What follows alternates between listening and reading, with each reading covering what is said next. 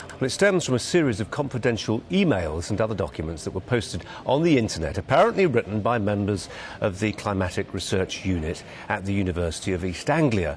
Well, some sceptics say they point to a cover-up of evidence against global warming. Well, are claims about climate change being exaggerated? Joining us to debate the issue is Lord Lawson, the founder and chairman of the Global Warming Policy Foundation, a think tank sceptical of man-made climate change, and Professor Mark Maslin, director of University College London's Environment Institute. Gentlemen, a very good morning to both of you. Mark Maslin, if I may begin with you, I note today that yesterday, Saudi Arabia's lead negotiator, when asked about this controversy, he was asked whether it would have any damage with regards to the Copenhagen summit, and he said yes, it would have a huge impact. So in a sense, the damage from so-called climate gate has already been done. Well, I think the problem is that people are using this as a smokescreen. It's just one little quirk which they're picking on to actually try and discredit all the science that's been done over the last 25 years. Again, you have to look at science as the weight of evidence, and I think sometimes politicians don't understand weight of evidence. This is about a quirk of data, whether they did or did not twitch some data to make it fit. But what they're not looking at is the data from satellites, the data from the British public that says actually spring is coming 2 weeks earlier. They're not looking at the thermometer data that says temperatures have risen for the last 150 years. So again, it's a really minor scientific debate which has been blown up to actually try to give sceptics like Lord Lawson a platform. I think I'll answer for you, actually, Lord Lawson. I know you describe yourself more as an agnostic than a sceptic, but nonetheless, this has been blown out of proportion, has it not?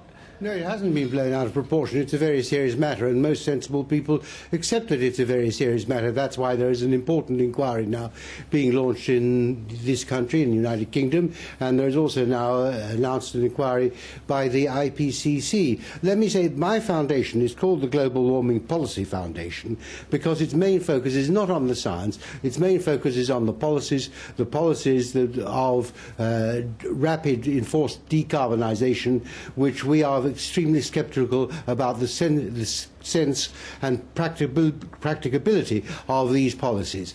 But as for the seriousness, it is serious. There are a number of issues raised. There's the issue of to what extent the climate data that have been manipulated improperly. There's the refusal to share the raw data with other scientists and other people.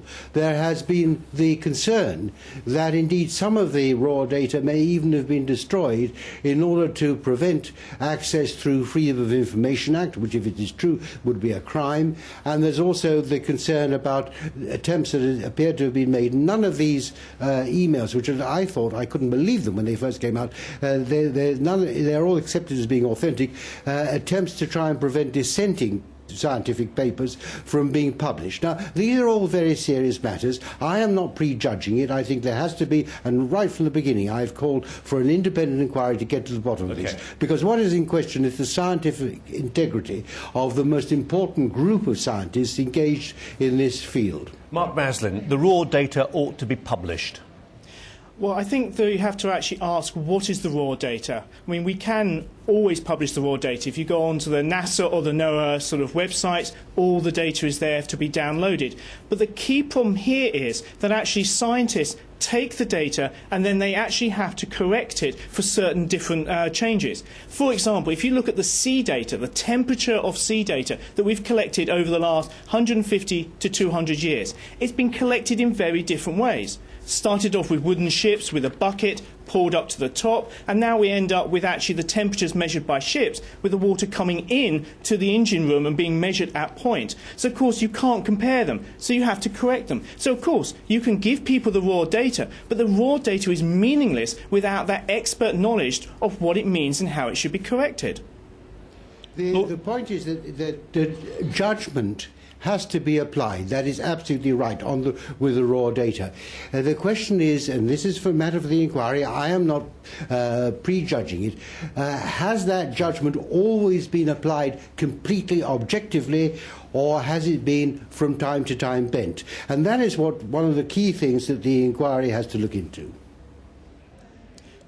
Mark Maslin, I suppose there was a question that Lord Lawson poses there about scientific method and the incorruptibility of scientific method and scientists themselves. I mean, you say this is a useful diversionary tactic for the sceptics, and indeed it might be, but nonetheless there is a question posed, is there not, about the ethics, in a sense, of the way some practitioners allegedly, of course nothing established for sure at this stage, have behaved.